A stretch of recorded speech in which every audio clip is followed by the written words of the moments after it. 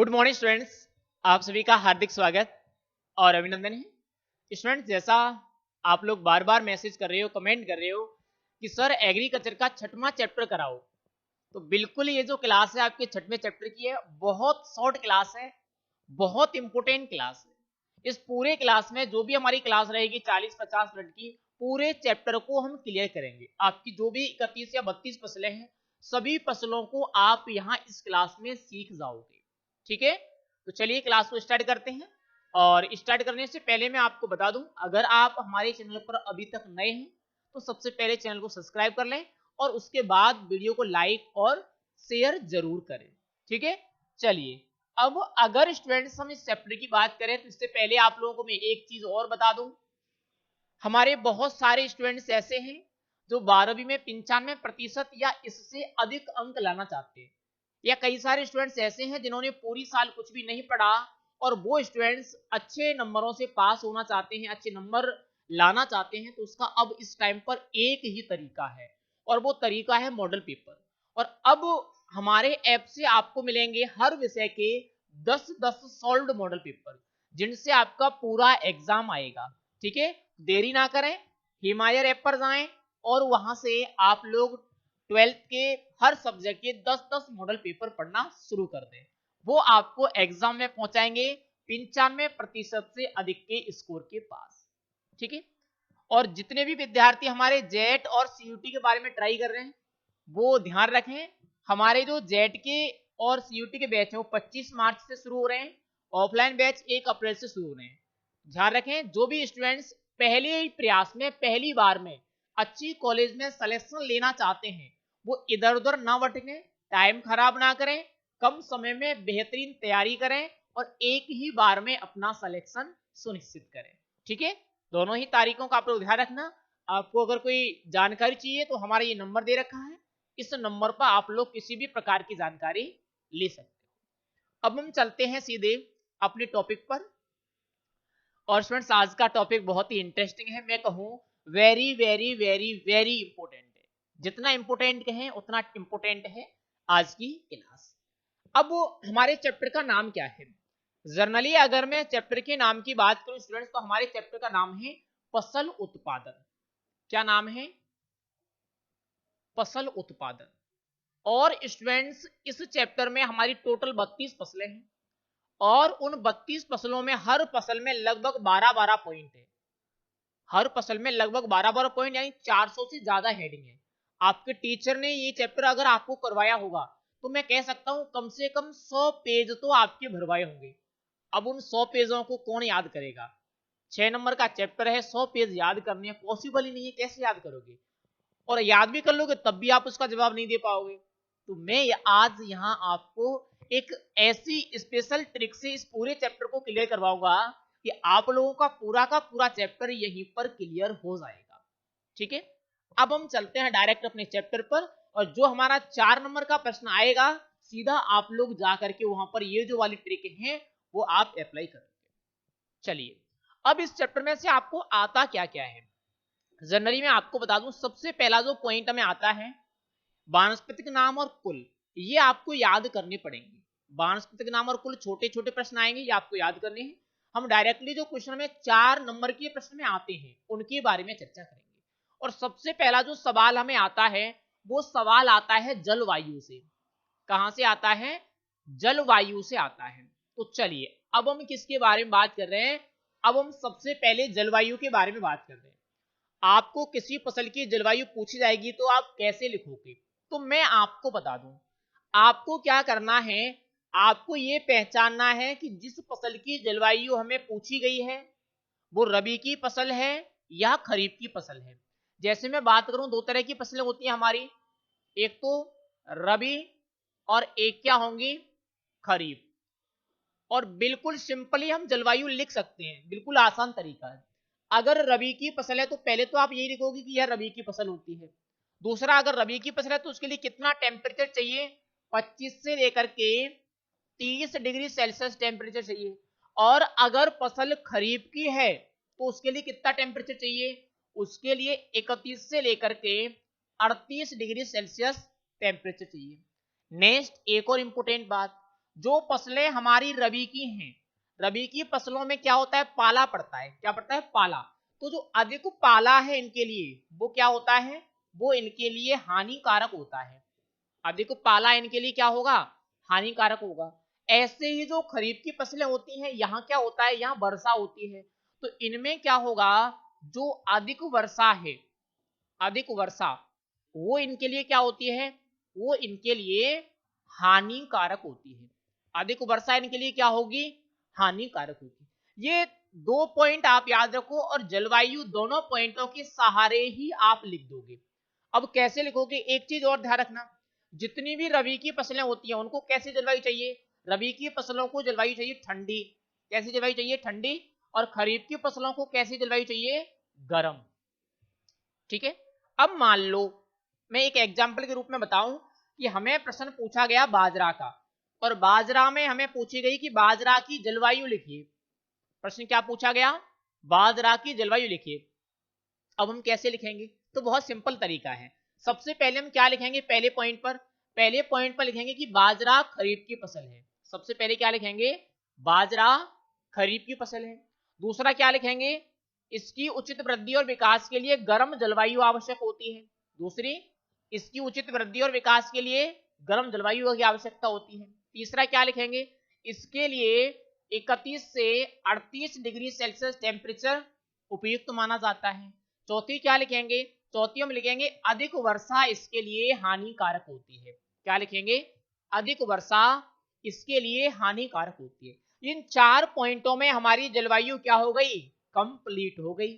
अब किसी भी फसल की जलवायु पूछ ले, आपके में 31 फसल दे रखी है, मैं तो ये कह रहा हूं कि अगर 100 फसल भी दी हुई होती है आपके चैप्टर में और उनमें से किसी फसल की जलवायु आपको पूछी जाती तो ऐसे लिख देते। बस हमें इतना पता होना चाहिए कि कौन सी खरीफ की है, कौन सी रबी की है। ऐसे ही मान लो आपसे पूछी गई जलवायु गेहूं की, मैं एक एग्जांपल और दे रहा हूं आपको।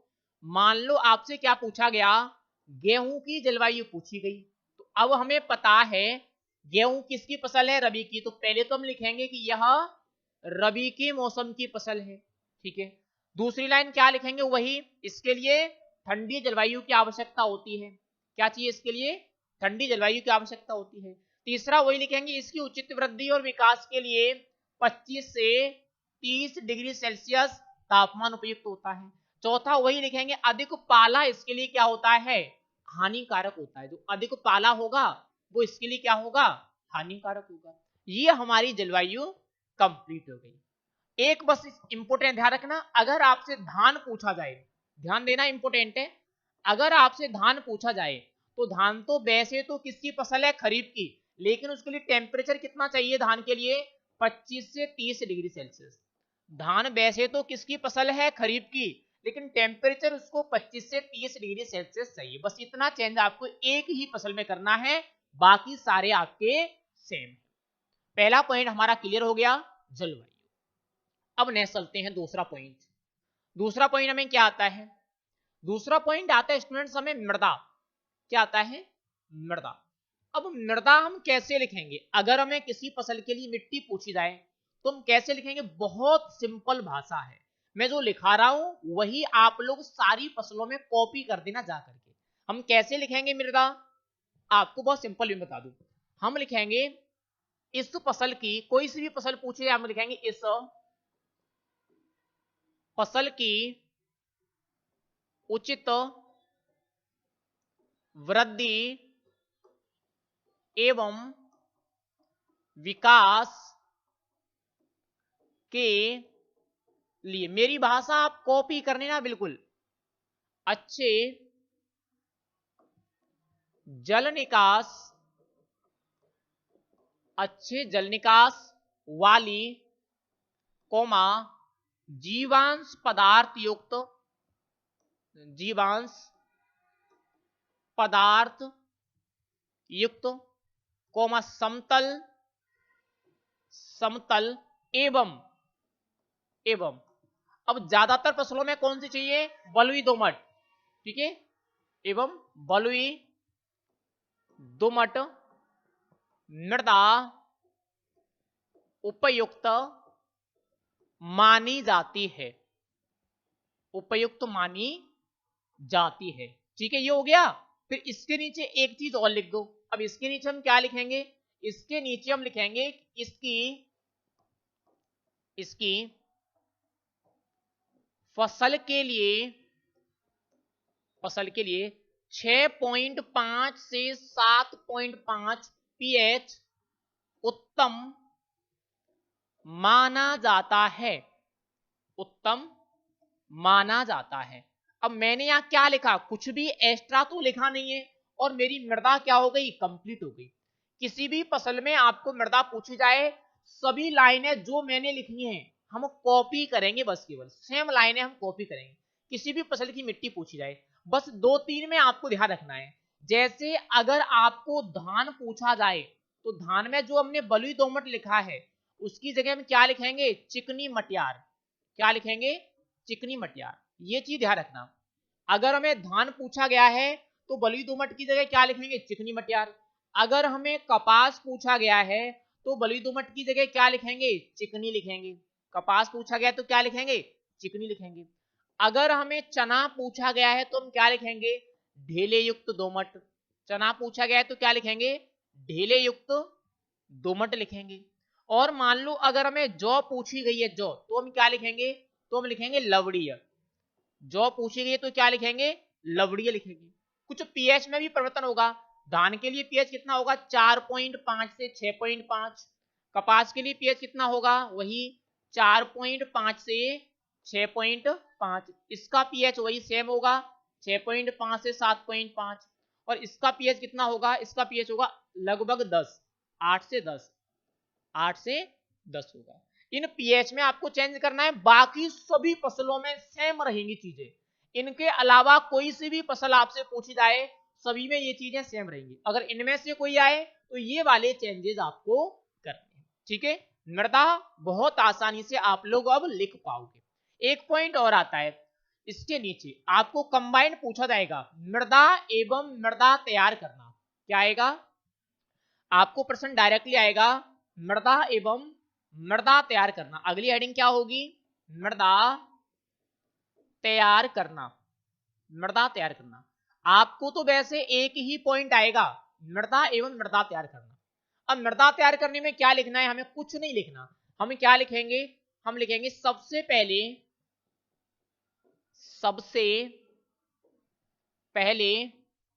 2-3 जुताई हैरो से करते हैं। हैरो से करते हैं। सबसे पहले 2-3 जुताई हैरो से करते हैं। उसके बाद 2 से 3 जुताई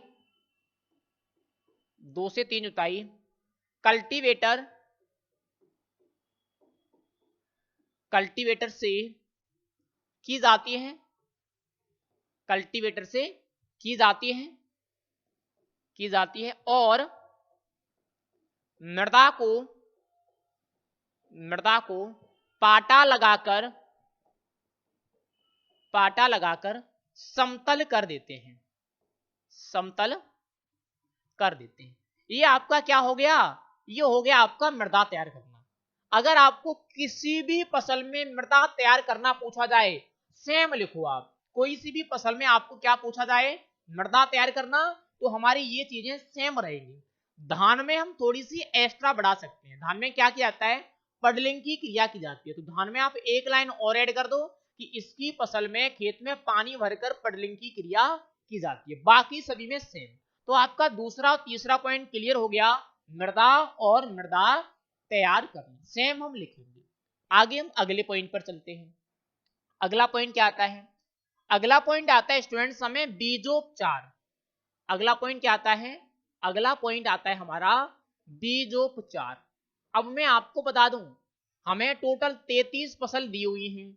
33 फसलों में हमें अलग अलग बीजोपचार याद नहीं करना। अरे बीजोपचार तो सेम होता है सभी में।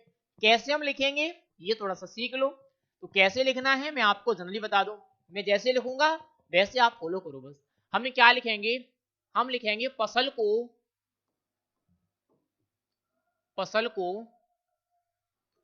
रोग व कीटों के प्रकोप से, फसल को रोग व कीटों के प्रकोप से बचाने के लिए, ठीक है, फसल को रोग व कीटों के प्रकोप से बचाने के लिए बीजों को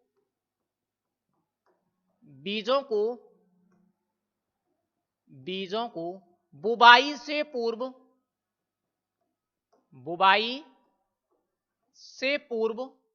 उपचारित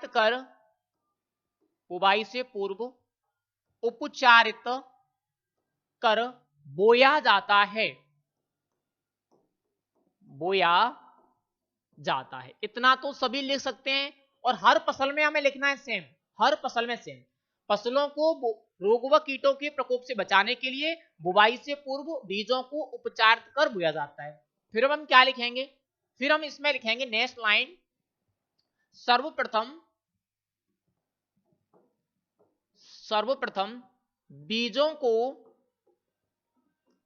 बीजों को 2 से 3 ग्राम प्रति किलोग्राम की दर से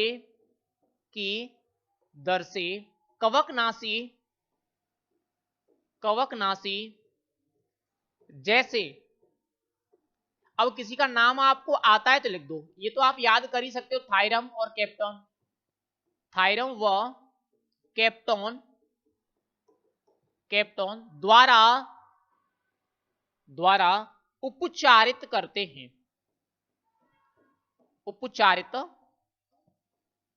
हैं। ठीक है, दूसरी लाइन हमारी कंप्लीट हो गई। सर्वप्रथम बीजों को 2 से 3 ग्राम प्रति किलोग्राम की दर से कवकनाशी जैसे थायरम व कैप्टोन द्वारा उपचार करते हैं। सभी में कॉमन होगी, कोई भी फसल आपको पूछी जाए। फिर नेक्स्ट एक और लाइन क्या होगी, तीसरी हम लिखेंगे, इसके बाद बीजों को जीवाणुनाशी या कीटनाशक जैसे अब एक कीटनाशक का तो नाम आप याद रख सकते हो, स्ट्रेप्टोसाइक्लिन, एक ही ध्यान रखना, जैसे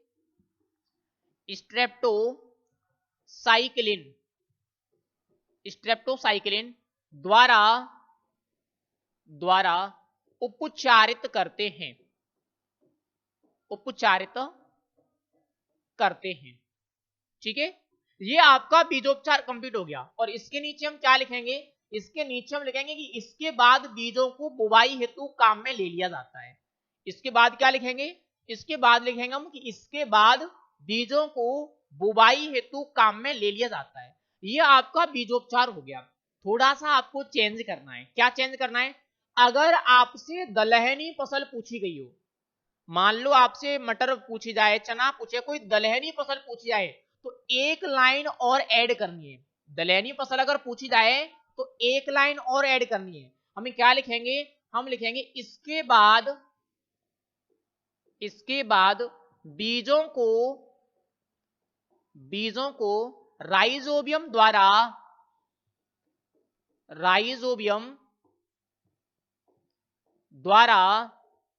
उपचारित करते हैं। अगर दाल वाली फसल पूछी जाए तभी हमें ये वाली लाइन ऐड करनी है, वरना यहां तक हमारा मैटर कंप्लीट। और ये बीजोपचार ऐसा पॉइंट है जो 101% आप लोगों से पूछा जाता है। तो अगर बीजोपचार पूछा जाए तो बिल्कुल क्लियर चीज है, किसी भी फसल का बीजोपचार पूछ ले आपसे, कंफर्म क्लियर हो गया। फसल को रोग और कीटों से बचाने के लिए बीजों को बुवाई से पूर्व उपचारित कर बोया जाता है। सर्वप्रथम बीजों को 2 से 3 किलोग्राम प्रति किलोग्राम की दर से कवकनाशी जैसे थायरम कैप्टोन द्वारा उपचारित करते हैं।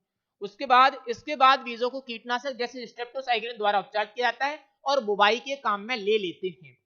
अगर फसल दलहनी है तो एक लाइन आप और ऐड कर दो। तो ये आपका बीजोपचार हो गया कंप्लीट। नेक्स्ट फिर इसके बाद क्या आता है, नेक्स्ट और आपको बता दूं, नेक्स्ट में आता है बुवाई। वैसे कभी आया नहीं है बुवाई का पॉइंट, लेकिन मैं बता देता हूं आपको क्या आता है, हमें बुवाई आती है, बुवाई। अब इसमें हम क्या लिखेंगे, इसमें हम यही देखेंगे कि फसल रबी की है या खरीफ की है। तो पहली लाइन तो हम यही लिखेंगे कि यह यह रबी या खरीफ की फसल है। पहले तो हम ये लिखेंगे, रबी या खरीफ की फसल है, कोई सी भी हमें फसल पूछी जाए, फसल है, ये लिखेंगे। फिर हम लिखेंगे इसकी बुवाई, अब आपको पता है इसकी बुवाई, अब अगर फसल रबी की है तो बुवाई कब होगी आपको पता है, अक्टूबर नवंबर में। इसकी बुवाई अक्टूबर नवंबर, या खरीफ की है तो कब होगी, तो होगी आपकी जुलाई अगस्त में, या मैं कहूं जुलाई में की जाती है, में की जाती है। ठीक है, ये हो गया। इसके बाद देख लो इसकी पछैती बुवाई, इसकी पछैती बुवाई, पछैती बुवाई। अब अगर फसल हमारी रबी की है, अगर फसल हमारी रबी की है तो पछैती बुवाई कब होगी, अंतिम या प्रथम सप्ताह, दिसंबर का प्रथम सप्ताह, या मैं कहूं अंतिम नवंबर, अंतिम नवंबर तक की जा सकती है। और अगर फसल खरीफ की है तो कब कर सकते हैं, सितंबर तक कर सकते हैं। अंतिम अगस्त करो आप, अंतिम अगस्त, ठीक है, अंतिम अगस्त तक की जा सकती है। ये हो गया। फिर इसके बाद एक लाइन और ऐड कर दो अगर आपको करनी है तो, वो क्या करेंगे, हम लिखेंगे, कर देंगे बुवाई की सर्वोत्तम विधि, सर्वोत्तम विधि सीड ड्रिल होती है। ये लिख दो। ये आपकी बुवाई क्या हो गई, बुवाई आपकी कंप्लीट हो गई। बुवाई क्या हो गई, बुवाई आपकी कंप्लीट हो गई। अगर आपसे बुवाई वाला पॉइंट पूछा जाए, वैसे ये पॉइंट आता नहीं है, अगर आई भी तो आपका ये कंप्लीट है। ठीक है, रबी की फसल है, खरीफ की फसल है, लिख दो आप। फिर इसकी बुवाई अक्टूबर नवंबर या जुलाई, अगर रबी की है तो अक्टूबर नवंबर, खरीफ की है तो जुलाई। फिर इसकी पछैती बुवाई, अगर रबी की है तो अंतिम नवंबर, खरीफ की है तो अंतिम अगस्त। बुवाई की सर्वोत्तम विधि कौन सी है, इस तरह से बुवाई क्या हो जाएगी आपकी, कंप्लीट हो जाएगी। अब मैं अगर बात करूं नेक्स्ट, अगला पॉइंट क्या आता है, अगला पॉइंट सबसे इंपोर्टेंट है, पोषक तत्व, सबसे इंपोर्टेंट पॉइंट है। अगला पॉइंट क्या है हमारा, पोषक तत्व, या मैं कहूं खाद एवं उर्वरक, क्या आते हैं, खाद एवं उर्वरक। ये पॉइंट हमारा सबसे इंपोर्टेंट है। अब हम खाद और उर्वरक कैसे याद करेंगे, 33 फसलें हैं, खाद और उर्वरक कैसे याद होगा, होगा ही नहीं आपको याद। लेकिन चिंता नहीं करनी, बहुत सरल है। कैसे याद करेंगे, थोड़ा सा मेरे साथ में ट्राई करो। जैसे मान लो हमारे पास एक तो है गेहूं, मैं अगर बात करूं, एक तो हमारे पास जो फसल है अदलहनी, या मैं कहूं दलहनी, ठीक है, एक तो हमारे पास दलहनी फसल है, एक हमारे पास बिना दलहनी फसल है, ध्यान रखना काफी इंपोर्टेंट है, बिना दलहनी फसल है। एक हमारे पास है गेहूं, एक हमारे पास है धान, एक हमारे पास है गन्ना। अब मुझे फॉलो करना, यहां बहुत इंपोर्टेंट चीज बता रहा हूं, और ये पॉइंट ऐसा है जो हर फसल के साथ में पूछा ही जाता है। अब जनरली हमारे उर्वरक कौन कौन से हैं, सबसे पहला उर्वरक होता है हमारा नाइट्रोजन। क्या होता है, नाइट्रोजन। अब अगर मैं नाइट्रोजन की बात करूं तो हम यहां ले लेते हैं गेहूं में, ठीक है, एक होता है फास्फोरस और एक होता है पोटेशियम, तीन मेन उर्वरक होते हैं। सबसे पहले मैं गेहूं से बात कर रहा हूं, एक ही चीज ध्यान रखना, 164 गेहूं में आप क्या ध्यान रखो, 164, 164, 164 याद रखो गेहूं में। 164 का मतलब क्या है, 164 का मतलब है 100 किलोग्राम तो गेहूं में क्या देते हैं, नाइट्रोजन, 60 किलोग्राम गेहूं में क्या दिया जाता है, फास्फोरस, और 40 किलोग्राम क्या देते हैं गेहूं में, पोटेशियम।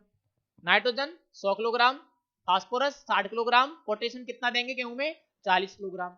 ऐसे अगर मैं धान में बात करूं, अब धान को गेहूं से ज्यादा पानी चाहिए, और जिस फसल को जितना ज्यादा पानी चाहिए उतना ही ज्यादा पोषक तत्व, तो इसको कितने पोषक तत्व चाहिए, ध्यान रखना, वो इंपोर्टेंट है। इसको 120 किलोग्राम तो क्या चाहिए, नाइट्रोजन, 80 किलोग्राम क्या चाहिए इसको, फास्फोरस, 60 किलोग्राम इसको क्या चाहिए, पोटाश चाहिए। गन्ना की अगर मैं बात करूं, इसको 150 किलोग्राम तो क्या चाहिए, नाइट्रोजन, 100 किलोग्राम इसको क्या चाहिए, फास्फोरस, और 80 किलोग्राम इसको क्या चाहिए, पोटेशियम चाहिए। अब अगर मैं इधर आ जाऊं बिना दिलेनी, उसी अनुपात में कम कर दो, इसको 80 किलोग्राम क्या चाहिए, नाइट्रोजन, इसको 60 किलोग्राम क्या चाहिए, पोटेशियम, इसको 40 किलोग्राम क्या चाहिए, फास्फोरस। अब वही मैं यहां कम कर दूं, इसको कितनी चाहिए नाइट्रोजन, 20 से 30। दाल वाली फसलों को कितनी नाइट्रोजन चाहिए, 20 से 30 किलोग्राम। फास्फोरस कितना चाहिए? 40 से 60 किलोग्राम। पोटाश कितना चाहिए? वही 40 किलोग्राम। ये आपके पोषक तत्व हो गए। इसके अलावा हमें एक तत्व और आता है F/M। F/M का मतलब है गोबर खाद। F/M का मतलब क्या है? गोबर खाद। यहां अगर मैं गोबर खाद की बात करूं कितनी? 8 से 10 टन प्रति हेक्टेयर। यहां अगर मैं बात करूं बिना दलहनी फसलों में 10 से 15 टन प्रति हेक्टेयर। 15 टन प्रति हेक्टेयर। यहां सभी में कितना चाहिए? अगर इन सभी का पूछा जाए तो 10 से लेकर के 20 टन प्रति हेक्टेयर। कितना चाहिए? 10 से लेकर के 20 टन प्रति हेक्टेयर चाहिए। ये आपके पोषक तत्व हो गए कंप्लीट। अब हम लिखेंगे कैसे? हमें लिखना कैसे? मान लो आपको पूछा गया कि बाजरा की फसल है। आपको क्या पूछा गया? बाजरा की फसल। और आपसे पूछा गया खाद एवं उर्वरक। आपसे बाजरा की फसल पूछी गई है और आपको बताना है बाजरा की फसल में खाद और उर्वरक। अब हम कैसे लिखेंगे? यहां देखो बाजरा कहीं है क्या? गेहूं, धान, गन्ना। बाजरा कहाँ है? बाजरा दलहनी फसल है? नहीं है। बाजरा कैसी है? बिना दलहनी। और बिना दलहनी फसल में हम ये लिखेंगे तो हम क्या लिखेंगे? हम लिखेंगे बाजरा में नाइट्रोजन की कितनी आवश्यकता होती है? 80 किलोग्राम। बाजरा में फास्फोरस की कितनी आवश्यकता होगी? 60 किलोग्राम। बाजरा में पोटेशियम की कितनी आवश्यकता होगी?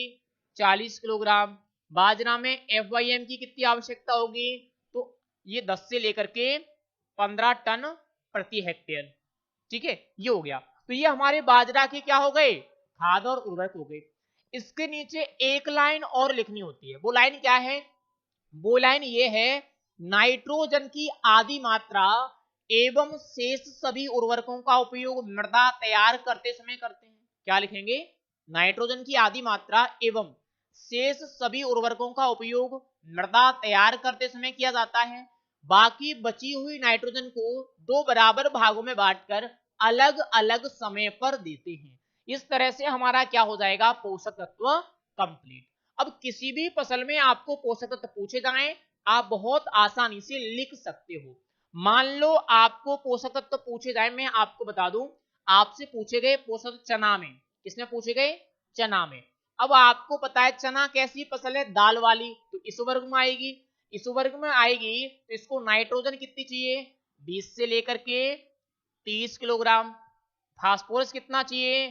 40 से लेकर के 60 किलोग्राम। मैं अगर बात करूं पोटेशियम कितना चाहिए तो वही 40 किलोग्राम। F/M कितना चाहिए? F/M इसका चाहिए 8 से लेकर के 10 टन प्रति हेक्टेयर। हो गया, चना का हो गया। सरसों पूछी जाए, सरसों किस में आएगी? बिना दलहनी में, तो सरसों का हो जाएगा। कपास पूछा जाए बिना दलहनी में आएगा तो कपास का हो जाएगा। ये इस तरह से अब क्या लिखोगे? खाद और उर्वरक किसी भी फसल में लिख दोगे। मुझे लगता है सारे स्टूडेंट्स बहुत आसानी से लिख सकते हैं। तो अब मैं थोड़ा सा नेक्स्ट चलूं अगले पॉइंट पर। अगला पॉइंट हमें क्या आता है? अगला पॉइंट हमें आता है खरपतवार नियंत्रण। क्या आता है? खरपतवार। या हमें किस नाम से आता है? ये अंतःसस्य के नाम से। या तो खरपतवार लिखा होगा या फिर क्या लिखा होगा? अंतःसस्य। ठीक है, अब इसमें हम क्या लिखेंगे? ये भी हमारा लगभग कॉमन ही होगा। आप किसी भी फसल के आपसे खरपतवार नियंत्रण या खरपतवार वाला इस तरह से पॉइंट पूछा जाए, पहले हम लिखेंगे इसमें कौन कौन से खरपतवारों का प्रकोप होता है। तो जैसे मान लो मैं एग्जांपल ले लूं, मुझे गेहूं का पूछा गया है। किसका? गेहूं का। तो मैं क्या लिखूंगा? मैं लिखूंगा गेहूं की फसल में, गेहूं की फसल में अब कौन कौन से खरपतवारों का प्रकोप होता है। जैसे मुझे पता है गेहूसा है, और कौन सा होता है? कटीली है। और मैं अगर बात करूं तो गेहूं में कौन सा होता है? मोथा है। अगर आपको खरपतवार नहीं पता है तो मोथा, दूब घास, कांस, ये तो लिख सकते हो। दूब घास का प्रकोप होता है, खरपतवारों का प्रकोप होता है, ऐसे लिखेंगे हम। ठीक है, प्रकोप होता है। पहले तो मैं ये लिखूंगा, किसी भी फसल में आपको खरपतवार पूछा है, पहले हम खरपतवारों के नाम लिखेंगे। अगर स्पेशल खरपतवार नहीं पता है तो मोथा है, दूब घास है, कांस है, ये तो सभी फसलों में होते हैं, तो इनके आप नाम लिख दो। फिर हम क्या लिखेंगे? फिर हम लिखेंगे दूसरा, हम लिखेंगे फसल बुवाई के 20 से 25 दिन बाद 25 दिन बाद खरपतवार नियंत्रण हेतु निराई गुड़ाई की जाती है। निराई गुड़ाई की जाती है, ठीक है, निराई गुड़ाई की जाती है। फिर हम इसी के नीचे लिखेंगे आवश्यकता होने पर, इसमें लिख दो आप आवश्यकता होने पर 1 माह बाद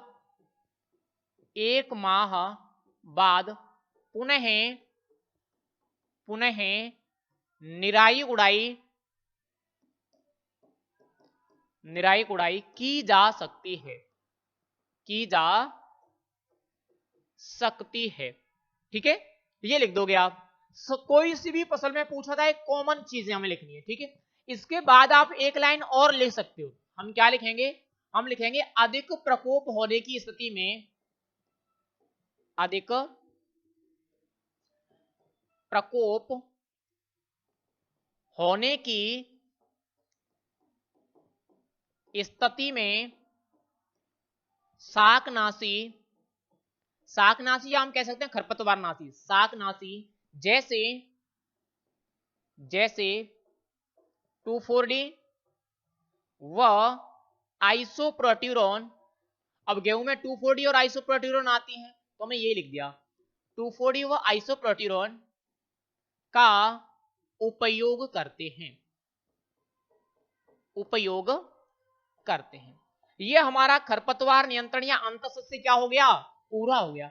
कुछ भी हमें एक्स्ट्रा याद नहीं करना, सिर्फ कॉमन चीजें हैं जो आपको सभी फसलों में लिखनी है।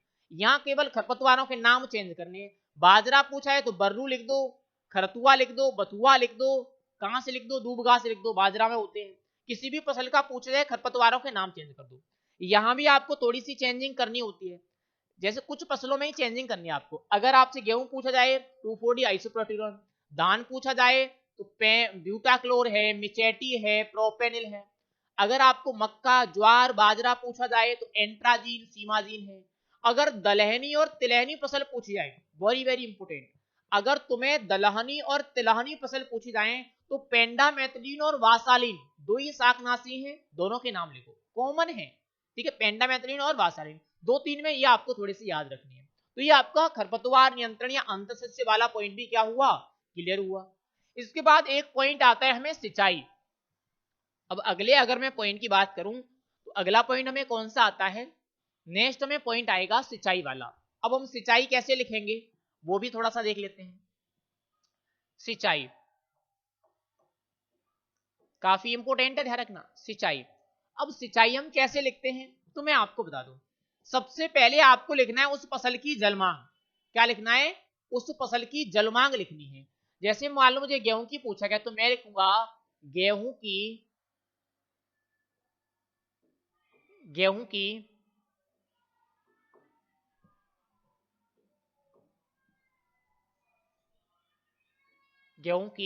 फसल की जलमांग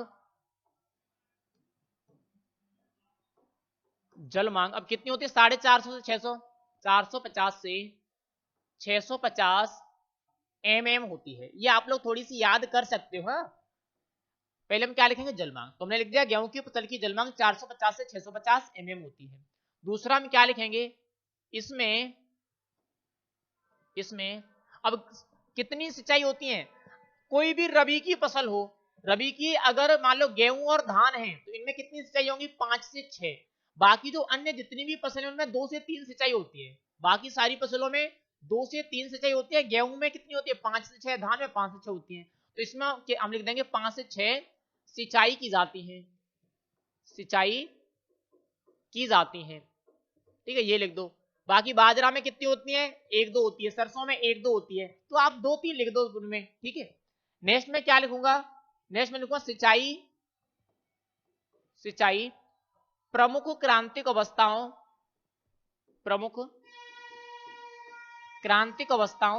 अब क्रांतिक अवस्था तो आपको पता होगा सभी फसलों की, कौन कौन सी क्रांतिक अवस्थाएं होती हैं?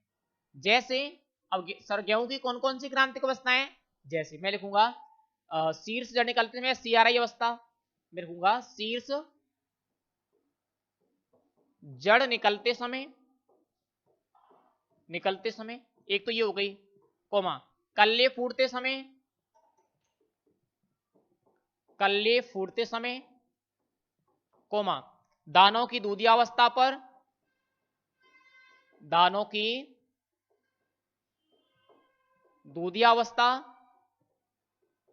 दूधियावस्था वह दाना पकते समय की जाती है, वह दाना पकते समय की जाती है। और ये आपका सिंचाई वाला पॉइंट क्या हो गया? कंप्लीट हो गया। किसी भी फसल में आपको सिंचाई पूछी जाए, आपको कॉमन चीजें लिखनी है। पहले हम क्या लिखेंगे? उस फसल की जल मांग। क्या लिखेंगे? उस फसल की जल मांग। लगभग सभी फसलों की जल मांग इसी रेंज में होती है, 2-3 फसलों को अगर हम छोड़ दें, ठीक है। बाकी फिर क्या लिखेंगे? इसमें कितनी सिंचाई की जाती है, फिर हम उसमें लिखेंगे कौन कौन सी क्रांतिक अवस्थाओं पर सिंचाई की जाती है। तो हमारा सिंचाई वाला पॉइंट क्या हो जाएगा? सिंचाई वाला पॉइंट हमारा कंप्लीट हो जाएगा। इसके बाद नेक्स्ट हमें पॉइंट क्या आता है? नेक्स्ट अगला पॉइंट आता है हमें पौध संरक्षण, और सबसे इंपोर्टेंट पॉइंट है, ध्यान रखना। पौध संरक्षण वाला जो पॉइंट है वो क्या है हमारा? सबसे इंपोर्टेंट है। पौध संरक्षण ये सबसे इंपोर्टेंट है। ये हर फसल के साथ आपको पूछा जाएगा। कोई सी भी फसल आपसे आए एग्जाम में, हर फसल के साथ में आपको पौध संरक्षण वाला पॉइंट पूछा ही जाएगा। हम लिखेंगे कैसे पौध संरक्षण वाला पॉइंट, थोड़ा सा मैं आपको हिंट कर दूं। पौध संरक्षण में 2 चीजें आती हैं, एक तो आता है रोग और एक आते हैं कीट। तो पहले हम लिखेंगे कीटों के बारे में, फिर लिखेंगे रोगों के बारे में। चाहे आप पहले रोगों के बारे में लिख दो, फिर कीटों के बारे में लिख दो। जैसे मान लो मुझे कोई फसल पूछी गई, ठीक है, कोई सी भी फसल पूछी जाए, तो सबसे पहले हम क्या लिखेंगे? रोगों का नाम। मान लो मैं आपको बता दूं कि मैं बाजरा की फसल पूछी गई है, बायोलॉजी में आपने रोग तो पढ़े ही हैं, तो ये तो आपको पता ही है कि कौन सी फसल में कौन से रोगों का प्रकोप होता है, ठीक है। तो सबसे पहले हम रोगों के नाम लिखेंगे। हम लिखेंगे बाजरा में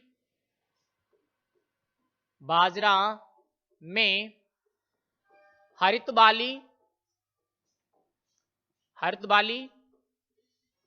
अर्गट एवं कंडवा रोगों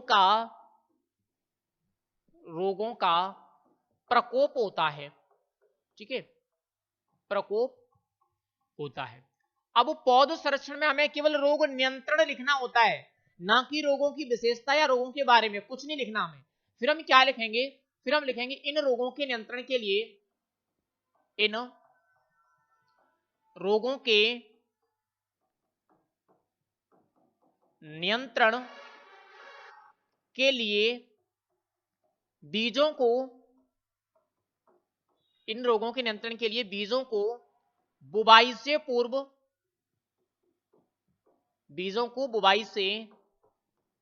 पूर्व उपचारित कर बोते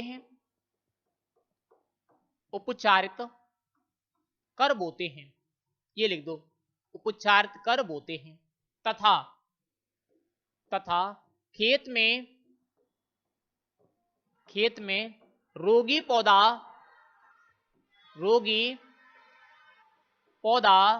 दिखाई देते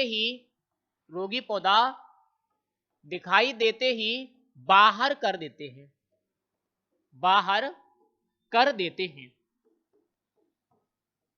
हैं।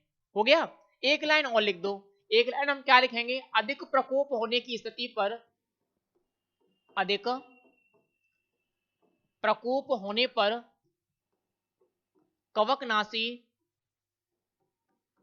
कवकनाशी दवा, जैसे, अब कोई भी कवकनाशी आप लोग याद रख लेना, जैसे मैं अगर करूं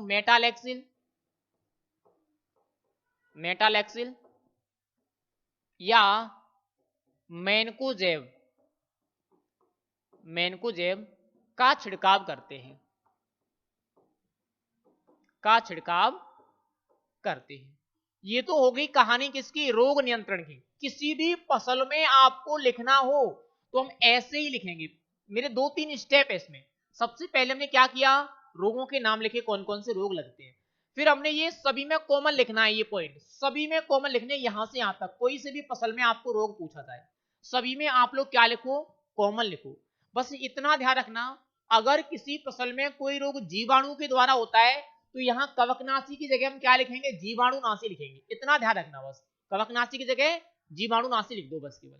फिर हमें इसे रोग नियंत्रण में फिर क्या लिखना होता है, फिर हमें पैराग्राफ चेंज करके लिखना होता है कीट, क्योंकि रोग और कीट दोनों का नियंत्रण आपको लिखना होता है पौध संरक्षण में। फिर हम क्या लिखेंगे, फिर हम लिखेंगे बाजरा में तना छेदक, वही कीटों के नाम लिखेंगे पहले, तना छेदक कोमा, और कौन सा है, सफेद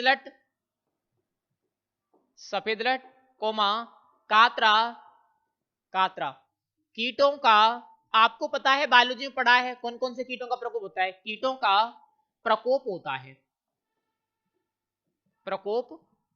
होता है, हमने ऐसे लिख दिया। फिर वही नियंत्रण, और नियंत्रण हमारा सेम है, फिर हम क्या लिखेंगे कि कीटों के नियंत्रण से बचाव के लिए, इनके बचाव के लिए हम क्या लिखेंगे, इनके बचाव के लिए बीजों को उपचारित कर बोते हैं, बीजों को उपचारित कर बोते हैं। फिर वही अधिक प्रकोप होने की स्थिति में किसका उपयोग करें, कीटनाशी। फिर आगे क्या लिखेंगे, अधिक प्रकोप होने की स्थिति में कीटनाशी जैसे फोरेट है, एमिडाक्लोरपिड है, डाइमेथोएट है का उपयोग करते हैं। लास्ट में एक लाइन क्या लिखनी है, अधिक प्रकोप होने की स्थिति में कीटनाशी दवा जैसे फोरेट, डाइमेथोएट, एमिडाक्लोरपिड का उपयोग किया जाता है। ये लाइन लिखेंगे और आपका पौध संरक्षण वाला पॉइंट क्या हो जाएगा, क्लियर हो जाएगा। अब किसी भी फसल में आप लोगों से पौध संरक्षण पूछा जाए, बहुत आसानी से आप लोग लिख दोगे। कैसे लिखेंगे, पहले रोगों के नाम, फिर रोगों का नियंत्रण, ये कॉमन है, फिर कीटों के नाम, फिर उन कीटों का नियंत्रण, ये भी कॉमन है। बस आपको कीट और रोगों के नाम हर फसल में चेंज करने हैं, और लगभग सेम ही होते हैं हर फसल में, लगभग रोग और कीट, एक हाथ दो इधर उधर चेंज हो जाता है, वो आप चेंज कर देना। इस तरह से हम क्या लिख देंगे, पौध संरक्षण बहुत आसानी से लिख देंगे। इसके बाद में अगला पॉइंट क्या आता है, अगला पॉइंट आता है हमें तुड़ाई, क्या आता है, कटाई एवं मड़ाई आता है। ये पॉइंट तो आ ही जाता है हमें कई बार। कौन सा पॉइंट आता है, इसको और देख लेते हैं। एक में पॉइंट आता है कटाई एवं मड़ाई, काफी इंपोर्टेंट है। प्रश्न क्या आता है, कटाई एवं मड़ाई, ये पॉइंट हमें और आ जाता है फसलों में, कई बार आता है। अब ये हम कैसे लिखते हैं, थोड़ा सा इसका भी देख लो। हम क्या लिखते हैं, जब किसी भी फसल में सेम लिखेंगे, जब फसल पीली पड़ जाए तथा नमी 25 से 30% हो, 25 से 30% हो, उस अवस्था पर फसलों की कटाई की जाती है, उस अवस्था पर फसलों की कटाई की जाती है, ठीक है, उस अवस्था पर फसलों की कटाई की जाती है। फिर हम क्या लिखेंगे, जब फसल को कुछ दिन सूखने के बाद या सुखाने के बाद, जब फसल को कुछ दिन सुखाने के बाद नमी 15 से 20% रह जाती है, 15 से 20% रह जाती है, उस अवस्था पर दानों को भूसे से अलग कर लेते हैं, भूसे से अलग कर लेते हैं, यानी मड़ाई की क्रिया कर ली जाती है, अलग कर लेते हैं। ये आपका पॉइंट हो गया कंप्लीट। कटाई और मड़ाई किसी भी फसल में आप लोगों से पूछी जाए, ये आपका पॉइंट कॉमन हो गया, हर फसल में आपका पॉइंट कॉमन होगा। सेम आप लिखो, किसी भी फसल में आप लोगों से पूछा जाए सेम आपको लिखना है, ठीक है, क्लियर हो गया होगा मेरे हिसाब से। अगला आता है उपज। उपज आपको याद करनी पड़ेगी, 2-4 फसलों की ऐसी है जिनकी उपज आप लोग याद कर लेना, वो आपका याद करने का पॉइंट है। 2 पॉइंट मैंने यहाँ छोड़े हैं। एक तो उन्नत किस्म, अब देखो उन्नत किस्म किसी भी फसल की 4 आपसे पूछी जाती है, याद कर लेना। कुछ नाम ऐसे होते हैं जिनको आप याद कर सकते हो, कुछ अंदाज से लिख सकते हो, ठीक है। एक मैंने छोड़ी है बीज दर, सभी फसलों की बीज दर अलग अलग होती है, इसलिए मैंने इसको छोड़ दिया है। आप लोग एक चार्ट बना लेना, वानस्पतिक नाम, कुल, उन्नत किस्म, बीज दर और उपज, ये 4-5 पॉइंट का क्या बना लेना, चार्ट बना लेना, और इससे आप ये सारी चीजें क्लियर कर लेना। बाकी मैंने सारी चीजें आपकी करवा दी जो इंपोर्टेंट आपको एग्जाम में आती है। जलवायु हमने पढ़ ली, जलवायु के बाद मृदा हमने पढ़ ली, मृदा तैयार करना हमने पढ़ लिया, बीजोपचार हमने पढ़ लिया, सिंचाई हमने पढ़ ली, खरपतवार हमने पढ़ लिए, पोषक तत्व हमने पढ़ लिए, पौध संरक्षण हमने पढ़ लिया, कटाई और मड़ाई हमने पढ़ ली, और उसके बाद में उपज मैंने आपको बताई थी कैसे आपको करनी है। सारे पॉइंट हमारे क्लियर हो गए। एक चीज और मैं आपको बता दूं, धान में जो नर्सरी तैयार करने की विधियां हैं, 3 तरह की विधियां होती हैं, गीली क्यारी, सूखी क्यारी और डेपोक विधि। वो तीनों भी आप लोग किताब में एक बार थोड़ा सा देख लेना, वो भी आप लोगों को पूछी जा सकती है। बाकी पूरा चैप्टर अब आपका क्लियर है। तो 4 नंबर का प्रश्न आपसे इस चैप्टर से पूछा जाएगा। मैं दावे के साथ कह सकता हूं कि अब आप लोग आंख मीच के पूरे चैप्टर का जो उत्तर है, प्रश्न का उत्तर, वो दे करके आओगे, ठीक है। बहुत आसान तरीका है, आप लोग बहुत आसानी से 4 नंबर एग्जाम में पक्के कर सकते हो। मुझे लगता है पूरी तरह से चीजें आपकी क्लियर हो गई। वीडियो पसंद भी आपको आई होगी, अगर पसंद आई है तो कमेंट करके जरूर बताना, और वीडियो को लाइक, शेयर और चैनल को सब्सक्राइब जरूर करना। Thank you.